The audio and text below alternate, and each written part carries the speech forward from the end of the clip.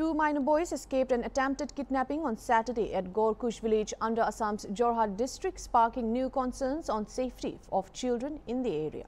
According to reports, the incident occurred while the children were returning home from school. The children and eyewitnesses said an Indigo car came from behind and caught hold of one of them. However, screams from the panicked children caught the attention of people living nearby, due to which the kidnappers fled the spot. Selangad police say an inquiry has been initiated so far.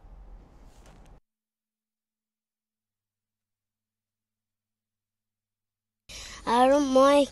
এই Tetley এই দলংটো ওচৰৰ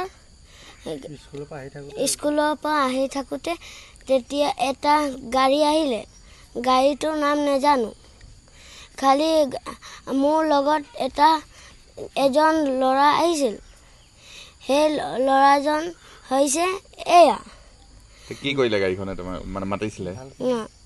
কি কলে কি হৈছিল মানে কোপা আহিছিল তোমালোক স্কুলৰ পৰা তাৰপিছত কি হ'ল এ আৰবিনক থাপ মাৰি ধৰিছিলে এ তোমাৰ ভাই তোমাৰ লগৰ লৰাটো তাৰপিছত এই মই কলো পলা পলা নহলে তোক ধৰি লৈ যাব এই পলাওতে লৈছিলে তেতিয়া থাপ মাৰি ধৰোতে পৰি গল দেখিছা নে গাড়ীখনত কিমান মানুহ আছিল কেজন আছিল দেখিছিলা দুইজন আছিল তাৰপিছত তোমালোকে চিঞৰিছিলা নেকি ওচৰ মানুহ এজনী ওলাইছিলে তোমালোক চিঞৰ বাখৰ কৰিলা তোমালোকে মোৰ ল'ৰা বিতুৰাজ বাউৰী লগত আৰু আৰবিন বাউৰী আহিছিলে স্কুলৰ পৰা ছুটি হৈ অহা অৱস্থাত মাজ বাটতে কোনোবা অচিনাকি গাড়ী এখনে ৰখাই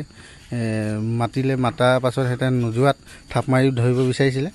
তেতিয়া হেঁতে পলাই গুচি আহিলে তাৰপৰা আকৌ গাড়ীখন দেখা পালোঁ কিন্তু গাড়ী নাম্বাৰ ল'বলৈ নোৱাৰিলোঁ গাড়ীখন ইণ্ডিগ' গাড়ী হ'ব বগা ৰঙৰ আছিলে তাৰপৰা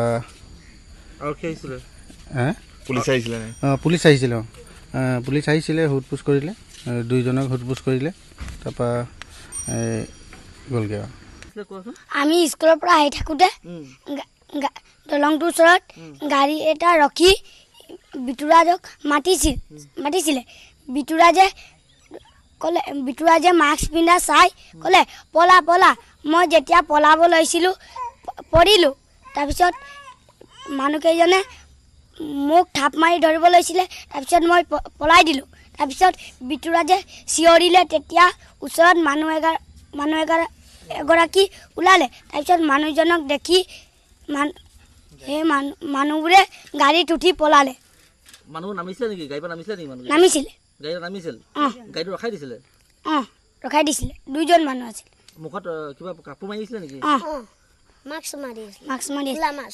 ক'লা মাস্ক আছিলে আৰু কাপোৰবোৰ গোটেই ক'লা